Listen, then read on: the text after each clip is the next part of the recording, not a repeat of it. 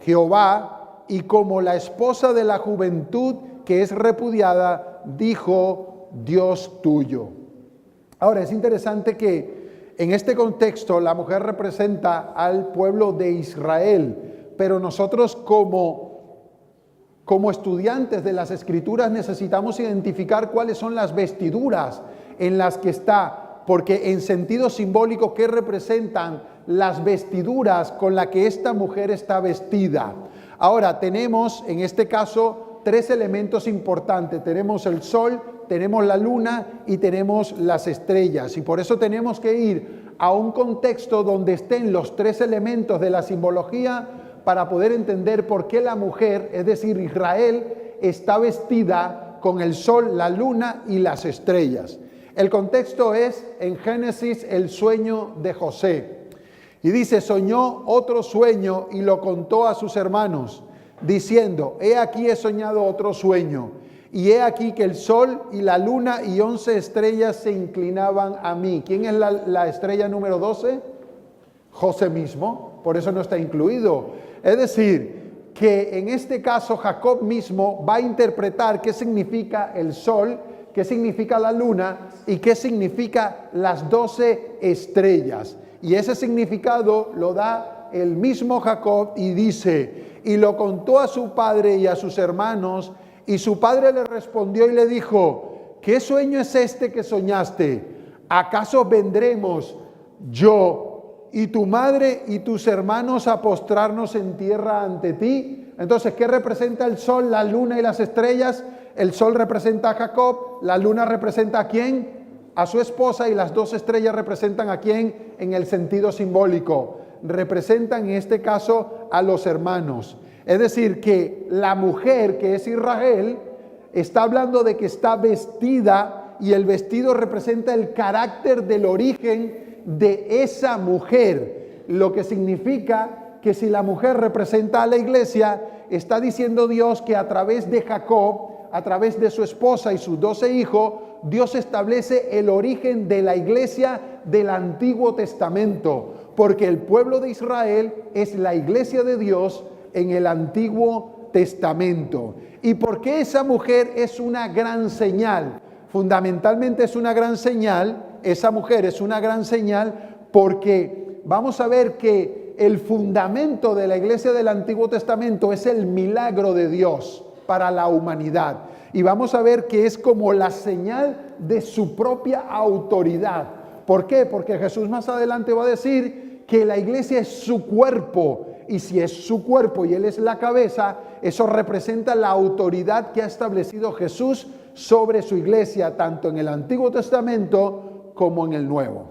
También vamos a ver que es una gran señal porque esta iglesia tiene un propósito fundamental y es anunciar los propósitos con los cuales han de acontecer los acontecimientos en los días finales.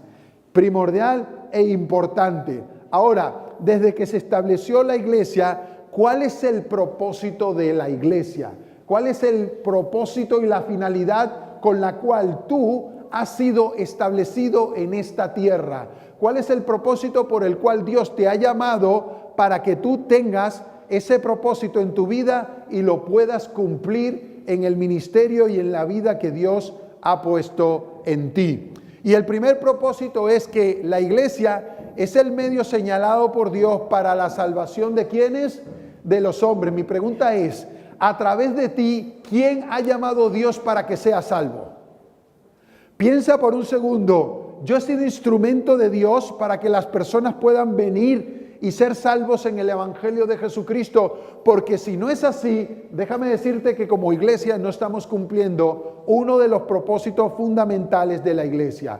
La idea del pueblo de la iglesia del Antiguo Testamento es que Dios a través de ello pudiera ser una bendición para salvar a todas las naciones de la humanidad. ¿Y cómo debían hacerlo? Debían hacerlo a través del servicio. Tenían que hacerlo a través de la predicación del Evangelio y tenían que hacerlo reflejando al mundo la plenitud y la suficiencia de Dios. Ahora por un segundo piensa, yo, tú, cumplimos estas tres formas de cumplir el propósito de Dios para la salvación de la tierra, para salvación de la humanidad?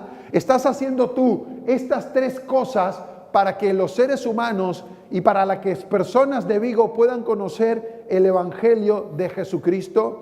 Para eso realmente fue fundada la iglesia, para servir a la comunidad, para servir al prójimo, para servir a las personas que están a nuestro alrededor, incluyendo nuestra propia familia. Y su misión es la de anunciar el Evangelio al mundo. Mi pregunta es, ¿desde cuándo no anuncias el Evangelio a otra persona?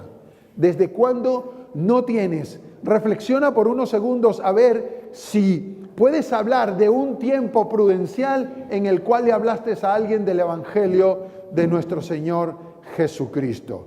Muchos propósitos. El segundo propósito es que el plan de Dios es que su iglesia refleje al mundo su plenitud y su suficiencia. Mi pregunta es, ¿la gente viene a ti a preguntarte quién es Dios y cuáles son los consejos de Dios para establecer su plenitud y su gloria a través de todo lo que Dios le ha enseñado a su iglesia? Pues ese era el propósito de la iglesia del Antiguo Testamento, que las personas vieran la práctica de su cultura, su religión y el Dios que abría caminos y pasaba delante de ellos como poderoso gigante. Y entonces la gente preguntaba, ¿quién es el Dios tuyo? Y ellos le decían, Jehová de los ejércitos es nuestro Dios. Mi pregunta es, ¿y por qué hoy no nos preguntan? ¿Por qué hoy no nos preguntan? Recuerdo a mi tía es interesante porque ella creía en Dios pero a su forma. Cuando yo acepté a Cristo como mi Salvador, ella empezó a ver, ella sabía quién era yo antes y quién pasé a ser después. Y ella empezó a ver en mi vida, interesantemente empezó a ver una paz y una tranquilidad que existía en mí. Y un día, cuando estábamos en conflictos y en dificultades, en una situación que estábamos viviendo, ella vio que había paz en mí.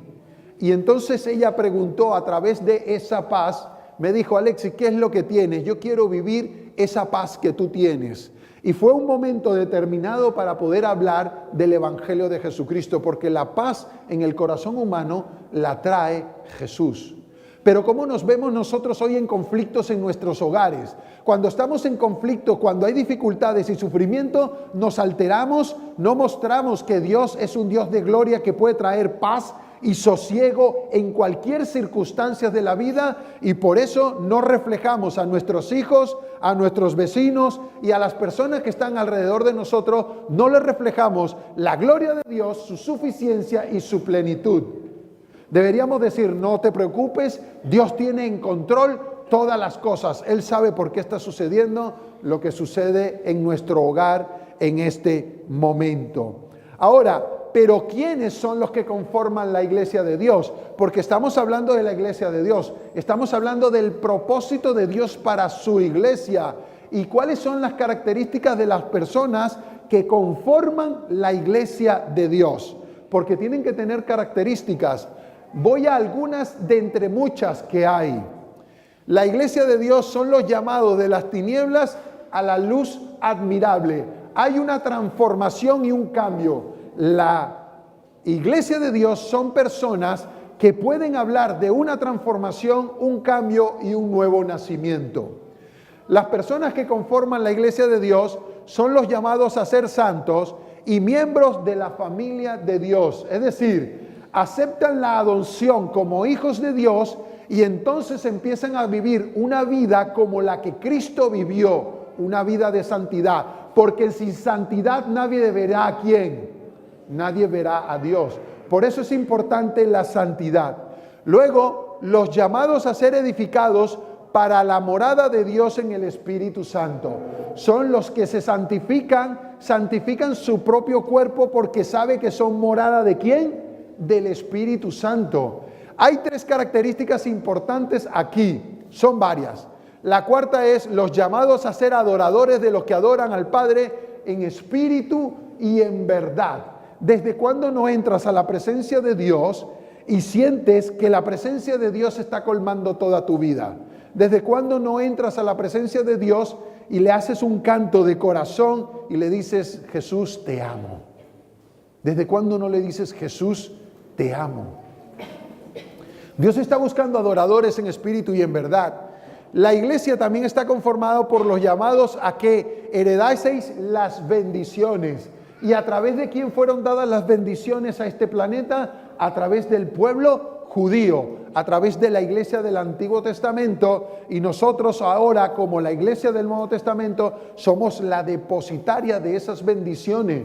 Pero ¿quiénes son los que realmente son bendecidos? Todos aquellos que se acercan a Cristo, y el que se acerca a Cristo, según Gálatas, vas a ser parte de la simiente ¿de quién? De Abraham.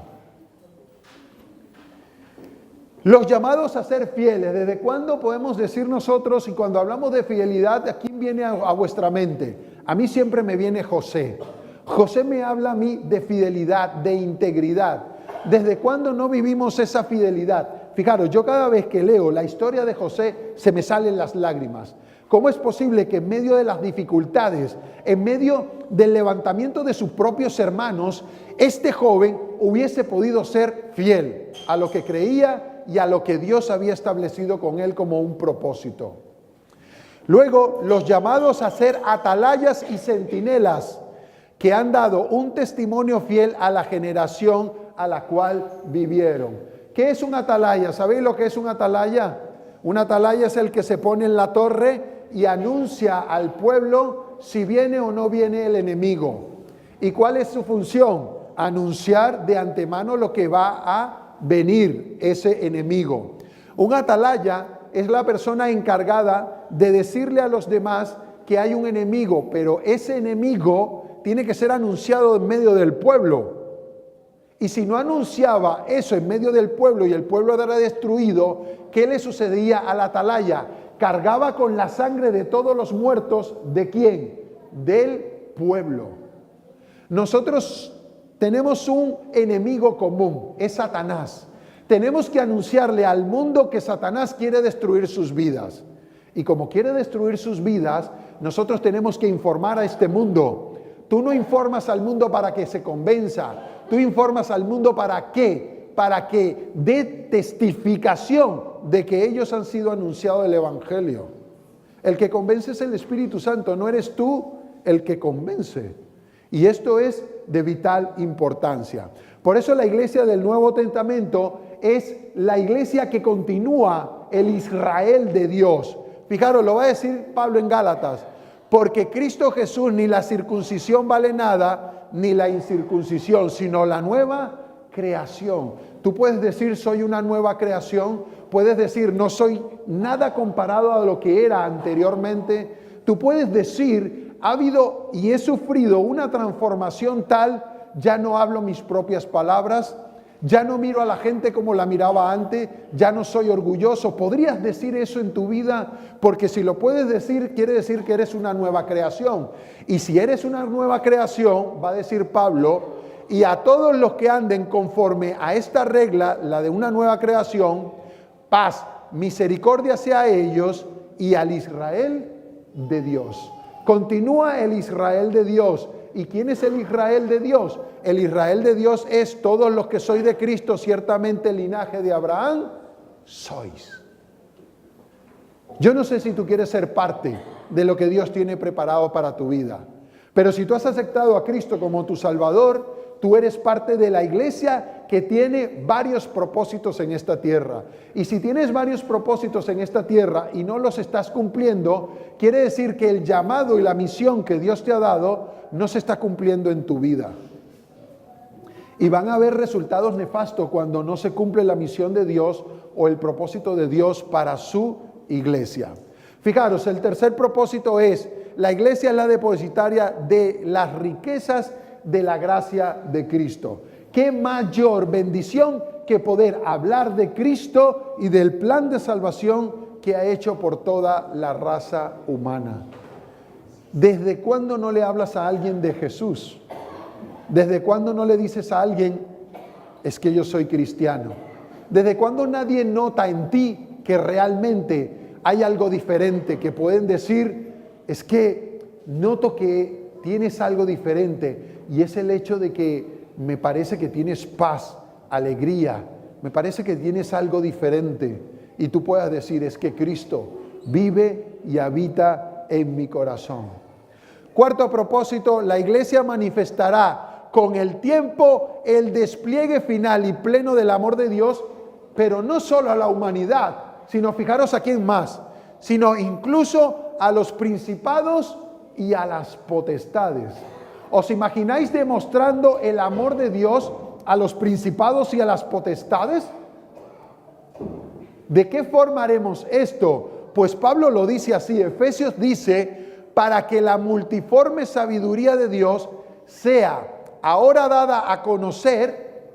¿Cómo vamos a dar a conocer la multiforme sabiduría de Dios? Por medio de la iglesia. ¿Qué le enseñas tú a las potestades y a las tinieblas? Tú le enseñas la sabiduría del amor de Dios y cómo a los principados y a las potestades en los lugares celestiales. Hay una cita del Espíritu de Profecía, dice que Satanás está cuando estamos en el culto. ¿Y sabéis para qué? Para investigar cómo nosotros hablamos de la revelación escrita y cuáles son nuestras investigaciones de la revelación escrita. ¿Sabéis? Es importante esto. Y entonces nosotros, con el amor que vivimos dentro de la iglesia, estamos demostrándole a las potestades de las tinieblas que nosotros vivimos conforme al Espíritu de Dios. Eso es lo que necesitamos entender, porque nosotros como iglesia proclamaremos también la victoria que ha hecho Cristo en la cruz del Calvario con los poderes de las tinieblas. Por eso Colosenses va a decir que las tinieblas han sido ¿qué? Puestas en victoria. Cristo ha sido victorioso sobre los principados y las potestades en las regiones celestes. Y pronto hablaremos, porque seguimos hablando de la derrota final de Satanás. Apocalipsis dice que le queda poco tiempo. Poco tiempo le queda.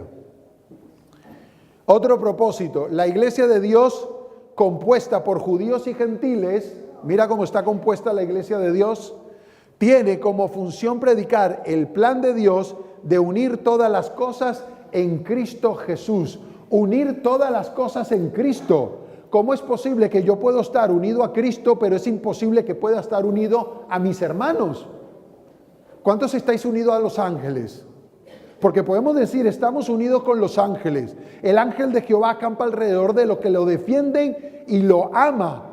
Y entonces podemos decir que estamos en unidad con los ángeles y con Dios, pero después no hay unidad entre los hermanos de iglesia. Eso no hay coherencia, no existe. Juan va a decir que si no amamos a nuestros hermanos que lo vemos, ¿cómo vamos a amar a Dios que no lo vemos? No es una manifestación de unidad.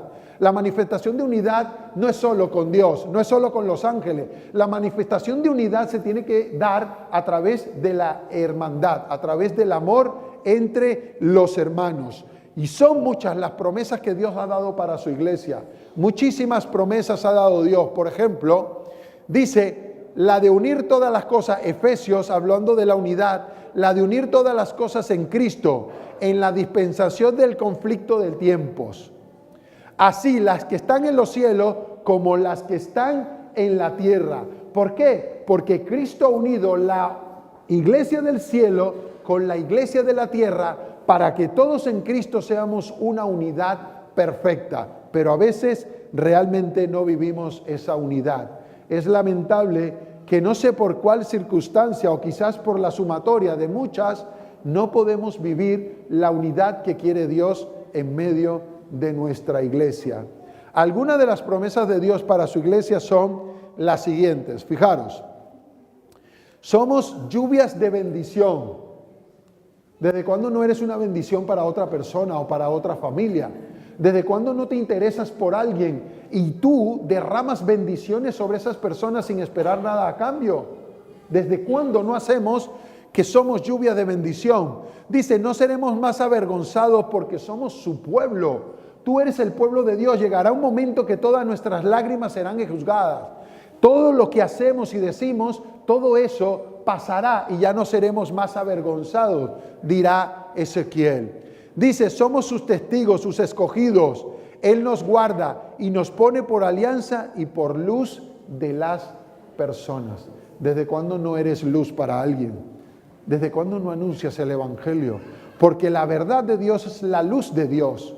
Y esa verdad tiene que llegar a los corazones de las personas. Y si no lo anunciamos, entonces no estamos siendo ni luz ni bendición para otros. ¿Qué más? Dice, su misericordia nos guiará y nos conducirá a manaderos de agua. Nuestros caminos serán apacentados. Dios nos ha consolado, nunca se olvidará de nosotros. Imaginaros todas las promesas de bendición que tiene Dios para su iglesia. Y la pregunta es, ¿en qué se basan todas estas promesas? Fijaros, he aquí, en la planta te tengo esculpida. Delante de mí están siempre tus muros. ¿Dónde estamos nosotros constantemente? Así como las 12 tribus de Israel estaban en sus hombros, ¿vale? A través del Orín, a través también en el pectoral, a través del Urín y el Tumín, estaban constantemente las 12 piedras establecidas en el efod. Y así de la misma manera nos lleva Jesús delante del Padre, esculpido en sus marcas, en las señales que están esculpidas en sus manos y en sus pies. ¿Qué es la iglesia de Dios? La iglesia de Dios es la fortaleza de Dios, su ciudad de refugio. ¿Quién ha estudiado lo que es una ciudad de refugio en el Antiguo Testamento? ¿Para qué eran las ciudades de refugio? Fijaros, ciudades de refugio tendréis donde huya, ¿quién? ¿Quiénes iban a las ciudades de refugio? Los homicidas. Interesante cuando Jesús dice, he venido a buscar no a justos, sino a pecadores. ¿Y a quién se les entregaban las ciudades de refugio? Y dice que hiera a alguno de muerte sin intención. Eran dadas a la tribu de Leví. Y la tribu de Leví se encargaban de organizar esas ciudades donde podía huir el enemigo. Los homicidas. La iglesia de Dios, según este texto, según Hechos de los Apóstoles, la iglesia de Dios es su brazo poderoso, pero también es su ciudad de refugio, donde vienen los pecadores a refugiarse. ¿Por qué? Porque Satanás está agraviando sus vidas con dificultades y sufrimiento. Y llegan a la iglesia y en vez de encontrarse con un grupo de personas que los hagan y los reciban bien, se encuentran con más personas que lo que hacen es juzgarlos, sentenciarlos y señalarlos. Cuando tú entiendas cuál es el propósito de Dios para tu iglesia, vas a empezar a comportarte como iglesia. Y cuando empieces a comportarte como iglesia, las bendiciones de Dios se manifestarán dentro de la iglesia. Sigue diciendo que Él sostiene en un mundo de rebelión. El mundo está en rebelión, Satanás en contra del mundo y las personas están buscando dónde refugiarse. ¿Y dónde es ese lugar? La iglesia del Dios Todopoderoso. Empecemos a comportarnos como una iglesia que es un lugar de refugio. Cualquiera que traiciona, escuchad bien, cualquiera que traiciona a la iglesia es traición hecha a aquel que ha comprado a la humanidad con la sangre de su Hijo unigénito. Cualquiera que traiciona a su hermano, que es iglesia también, está traicionando directamente a quién, según ese texto. Está traicionando a Dios. ¿Cómo es posible que sepamos estas cosas y sin embargo somos capaces de levantarnos y traicionar a nuestros hermanos? ¿Qué tipo de traiciones vemos hoy día? Las traiciones comunes. Alguien le cuenta algo a alguien y eso se convierte en una murmuración dentro de la iglesia. Pero si he confiado en ti para abrir mi corazón, ¿por qué ha pasado esto que ha sucedido? ¿Por qué? Porque tenemos un problema y hablaremos algún día de los danitas y por qué la tribu de Dan no está en Apocalipsis 7. ¿Por qué la tribu de Dan, si era uno de los hijos de Israel, por qué no va a entrar en la tierra prometida? Lo hablaremos en un momento determinado. Y es porque traicionaron a su propia iglesia, traicionaron a su propio pueblo. Eso es uno de sus pecados. La iglesia de refugio es importante para qué servía en este caso. Entonces, Dios lo que ha hecho es un pacto con su iglesia. Y ese pacto que Dios ha hecho con su iglesia es que ha traído ángeles para ministrar a los hijos de Dios. Y los hijos de Dios tienen que ministrar a su prójimo, que es su propia iglesia. Así necesitamos estar los unos con los otros, porque si lo hiciésemos así, dice la Biblia que ni las puertas del infierno prevalecerán ¿contra quién? Contra su iglesia. Pero su iglesia lamentablemente está sufriendo el conflicto de Satanás. ¿Por qué? Porque no tenemos la condición perfecta que debemos tener para que no suceda lo que tiene que suceder en nuestra iglesia. Fijaros lo que dice este texto, es importante. Dice: a través de los siglos de persecución, lucha y tinieblas, Dios ha sostenido a su iglesia. ¿Quién sostiene la iglesia de Dios? Dios mismo, ¿verdad? Dios es el que sostiene tu vida. Y fijaros en qué circunstancia Dios sostiene tu vida. Fijaros lo que dice: ni una nube ha caído sobre ella sin que Él hubiese hecho provisión. Ni una nube. Es decir, que todos los problemas y conflictos que han sucedido aquí, Dios ya había hecho, ¿qué cosa? Provisión. Sigue diciendo: ni una fuerza opositora se ha levantado para contrarrestar su obra sin que Él lo hubiese previsto. No podemos seguir con lo que ha sucedido en el pasado. Tenemos que empezar a avanzar. ¿Por qué? Porque Dios ha previsto lo necesario y lo que debe suceder aquí para que las cosas empiecen a avanzar como tienen que avanzar. Y yo creo que es el momento de la iglesia para que empecemos a avanzar, a crecer y a marcar la diferencia dentro de este lugar, porque Dios ha previsto todo lo que ha de suceder, todo lo que sucedió y todo lo que sucederá en el futuro para su iglesia. Él es el brazo poderoso, es la iglesia de Dios en las manos de Dios. Y Él ha dejado nunca abandonada a su iglesia, nunca la ha dejado abandonada, nunca. Pero cuando la iglesia hace lo que tiene que hacer, cuando los propósitos de Dios se tienen que manifestar y se tienen que cumplir en la vida de nosotros. Varios propósitos más. La iglesia de Dios es como una ciudad asentada en un monte. ¿Qué es lo único que mueve un monte según la Biblia? ¿Qué cosa? La fe. Muy bien. ¿Qué significa entonces la fe para nosotros? Significa que vamos a ser trasladados desde aquí ¿a dónde? Al cielo.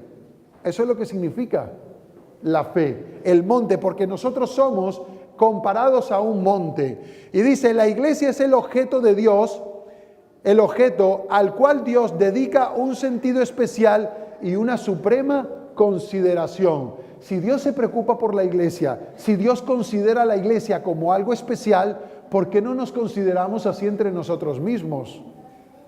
Porque es posible que podamos entender que Dios nos considera a nosotros, pero nosotros no somos capaces de considerar a otros. La iglesia es el escenario de su gracia, en el cual se deleita en revelar su poder para transformar, ¿qué cosa? Los corazones. Y siempre digo esto, de verdad que no quiero ver paralíticos levantándose. No es lo que quiero ver. De verdad que no quiero ver demonios saliendo de las personas. No es eso. Lo que quiero ver yo es transformaciones de corazones en nuestros jóvenes, en nuestros ancianos, en nuestros adultos. Corazones transformados es una evidencia de la existencia del Espíritu Santo en este lugar. Sin embargo, la sanidad no quiere decir que eso sea de Dios. ¿Por qué? Porque Mateo 24 dice, en tu nombre echamos fuera demonios, en tu nombre hicimos prodigios, señales y milagros. ¿Y qué les dijo Jesús? Apartaos de mí, hacedores de maldad. Pero donde hay una iglesia, donde Dios transforma corazones, esos son milagros para la vida eterna. ¿Cuánto tiempo duró el milagro de Lázaro resucitado? ¿Cuánto tiempo duró el milagro de Lázaro resucitado? ¿Cuánto tiempo? Hasta que volvió a morir. Pero la transformación del corazón de Lázaro, ¿cuánto tiempo va a durar? Toda la eternidad. Eso es lo que quiere Dios, es una iglesia Dios quiere que la iglesia sea un lugar donde los corazones se transforman, pero no a través de ser tú la conciencia de otro. Tú no eres la conciencia de nadie.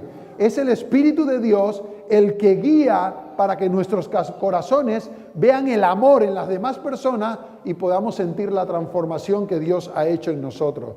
Yo sentí el amor de Dios en mi corazón siendo un vagabundo, siendo un hombre malo. Y cuando me dijeron, Cristo te ama, dije, ¿cómo es posible que Cristo me ama si soy tan malo? Pues sí, Cristo te ama. Cuando la gente viene al lugar de refugio y no ve amor entre nosotros, no puede entender el amor de Dios, porque el amor de Dios es reflejado por nosotros. Y si no reflejamos ese amor, ¿cómo va a sentir la gente que lo amamos? ¿Cómo lo van a sentir?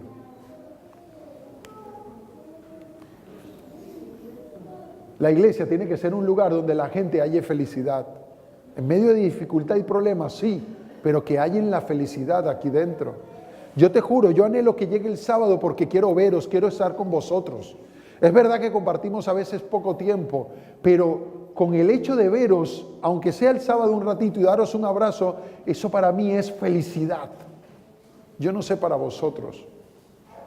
Yo no sé cuál es la intención que tú traes cuando vienes a la iglesia. Pero el principal propósito de la iglesia es que el nombre de Dios sea glorificado a través del amor que nosotros ponemos unos con los otros.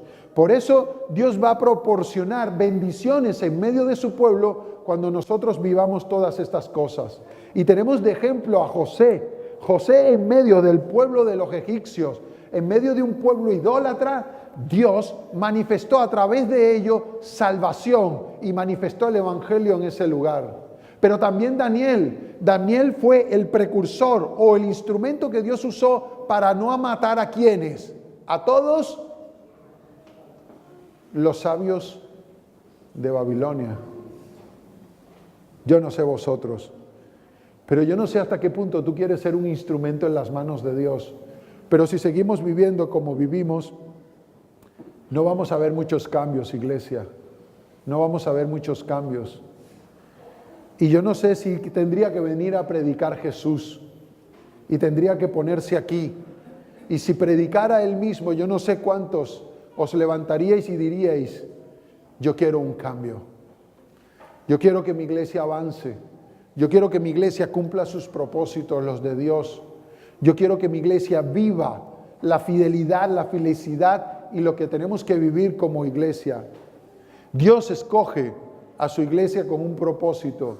Dios le escogió a Israel para que revela su carácter a los hombres.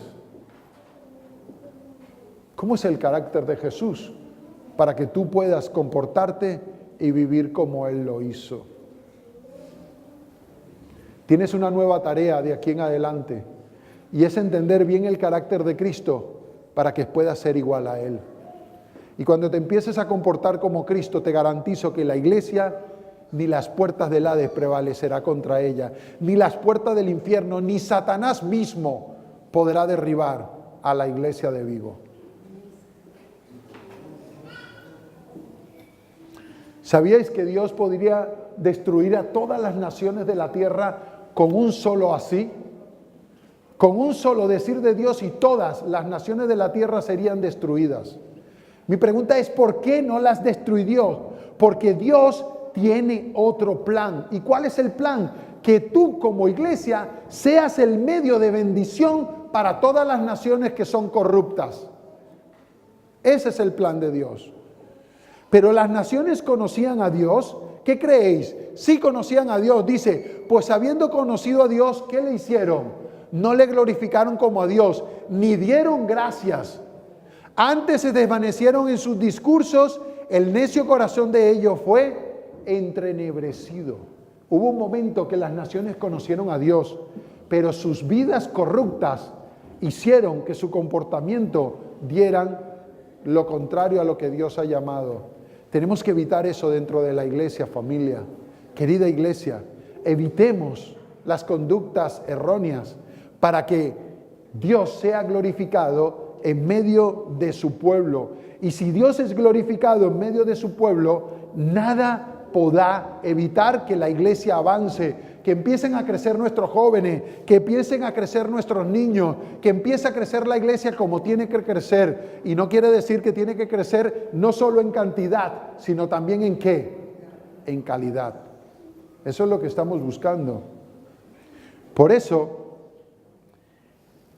esto es importante, pero el pueblo de Dios, ¿qué perdió de vista? Su misión.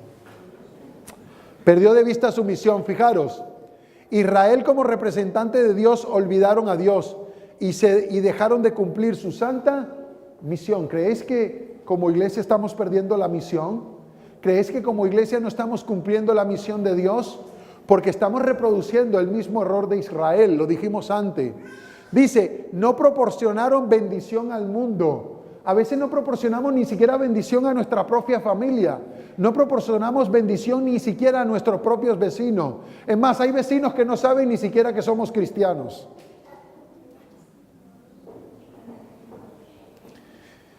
Se apropiaron de todas sus ventajas para su propia glorificación. Asimismo se consideraban algo. Y dice, se aislaron del mundo a fin de rehuir la tentación. Lo que habíamos dicho esta mañana. Rehuimos del mundo. ¿Y por qué rehuyes del mundo? ¿Será porque cuando te juntas y estás con el mundo, resulta que te empiezas a vivir como el mundo vivió? No podemos hacer lo que hacían los sacerdotes. ¿Qué hacían los sacerdotes? Se iban a monasterios aislados. ¿Y sabéis para qué? Para no pecar, pero después lo que sucedía en esos sitios era peor. No nos aislamos, nos involucramos, pero nos involucramos sin vivir prácticamente lo que vive el mundo. Estamos en el mundo, pero no pertenecemos al mundo. Número 5, lo que hicieron los judíos. Privaron a Dios del servicio que requería de ellos. Privaron a su semejante de la dirección religiosa y de un ejemplo santo. Fijaros, ¿estamos dirigiendo a las gentes en la parte religiosa? ¿Estamos dirigiendo a las gentes en un ejemplo santo? Porque si no estamos haciendo eso, estamos reproduciendo el error de Israel. Dice, se estancaron en las rutinas de ceremonias. Dijimos antes que estábamos enfrascados ¿en qué? En nuestras diferencias que hacen cosas pequeñas. Esas cosas pequeñas las utiliza Satanás para que no avance el poder de la iglesia. Porque la iglesia es poder de Dios. Dice, estaban satisfechos con una religión legal y era imposible para ellos dar a otros las verdades vivientes. ¿De dónde? Del cielo. Seamos francos, hermanos. Seamos francos. ¿A qué es imposible para nosotros hoy día dar el evangelio a otras personas? Sed francos. ¿Desde cuándo no das el evangelio? ¿Por qué? Te justificas a ti mismo y dices, pero es imposible, voy adelante y lo que siento es el rechazo. ¿Sabéis por qué tienes que sentir el rechazo? Para que puedas sentir lo que sintió Jesús cuando vino a esta tierra. Y a los suyos vino y los suyos no le recibieron. Eso es lo que necesitamos. Necesitamos ser constantemente rechazados para que entendamos cómo nosotros rechazamos también a Jesús. Dice, se consideraban cabalmente suficientes en su propia justicia y no deseaban que un nuevo elemento introdujesen en su religión. ¿Cuál es el elemento que necesitamos nosotros? Que marque la diferencia en nuestra religión. ¿Cuál es ese elemento? Reavivamiento y reforma, santidad, fidelidad. Cuando tengamos y vivamos esas cosas, os garantizo que la iglesia avanzará como poderoso gigante. Dice, no aceptaban la buena voluntad de Dios para con los hombres como algo independiente de ellos mismos, sino que la relacionaban con sus propios méritos debido a sus buenas obras. Y así estamos viviendo. Hacemos buenas obras y decimos, es suficiente, ya voy a entrar al reino de los cielos. ¿Sí? La fe que obra por el amor y purifica el alma no podía unirse con la religión de los fariseos, hecha de ceremonias y de mandamientos de hombres.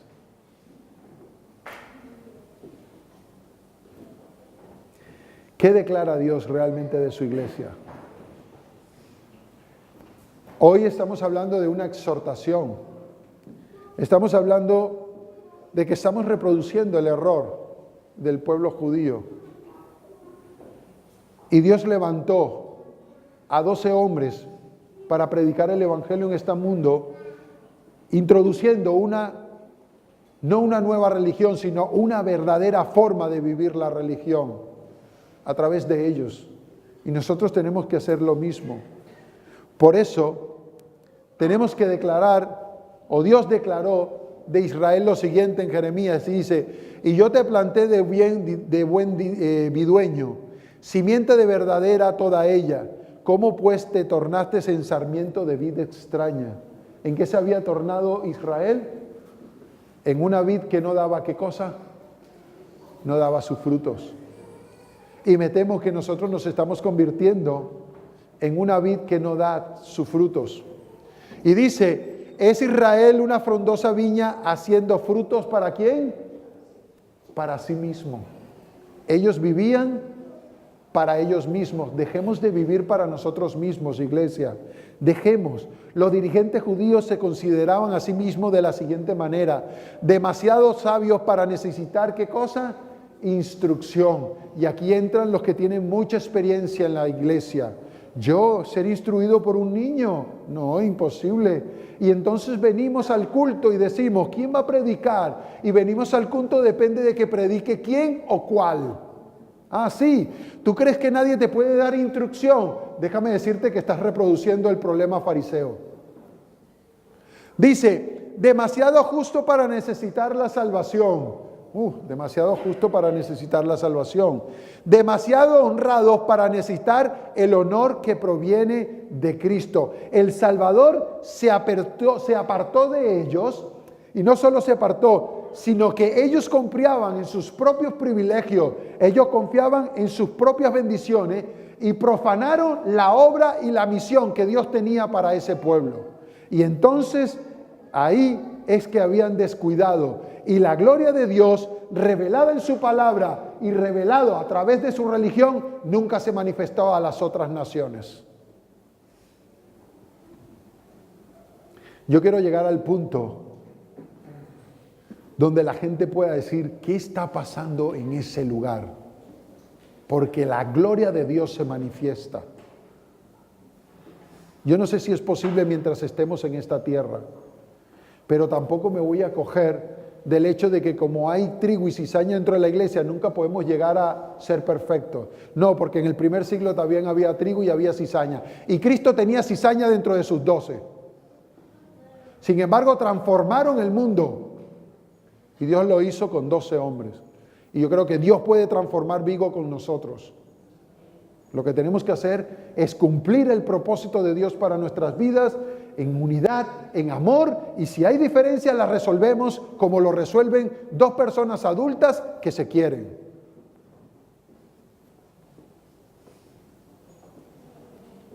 ¿Y qué pasaría si no cumplimos la misión de Dios? ¿Qué creéis que sucederá? Decidme, ¿qué creéis que sucederá?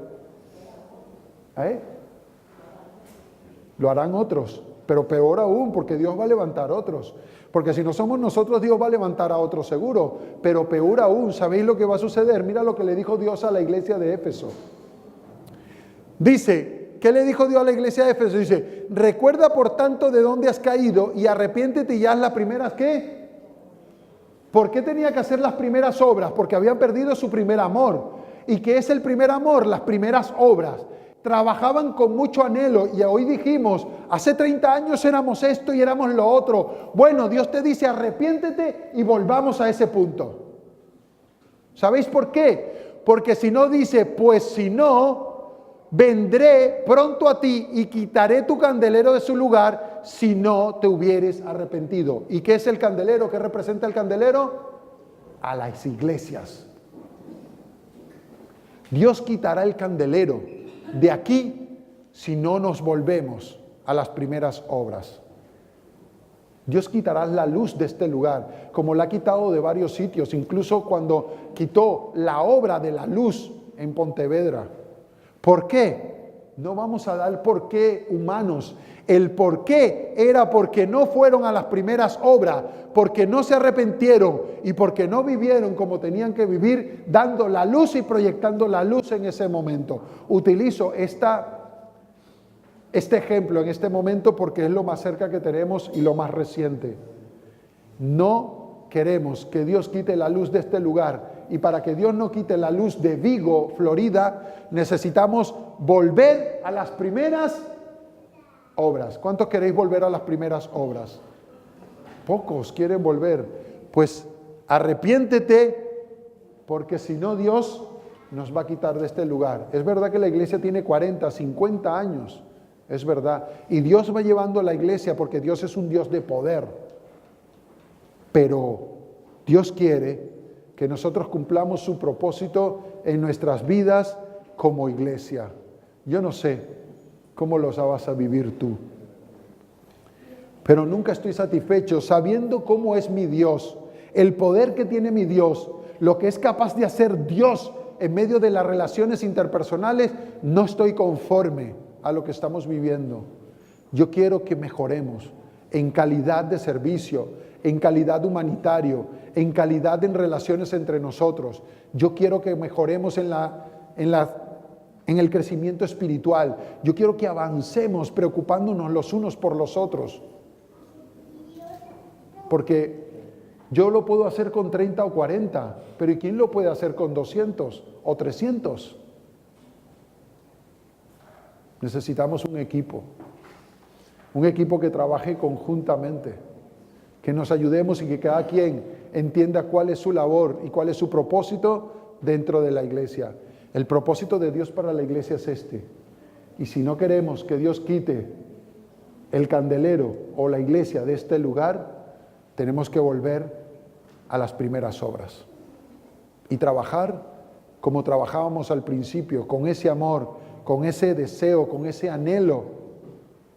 Que tenemos dificultades, hemos sentido que alguien nos ha traicionado. Sí, Jesús también fue traicionado, perdonó y seguimos adelante. Y mira por dónde va la obra del Evangelio. El mundo entero se convertirá. Nosotros podemos hacer lo mismo. No sé hasta qué punto, pero por lo menos ¿os parece que debemos intentarlo? ¿Cuánto queréis que lo intentemos? Poneros en pie por un momento.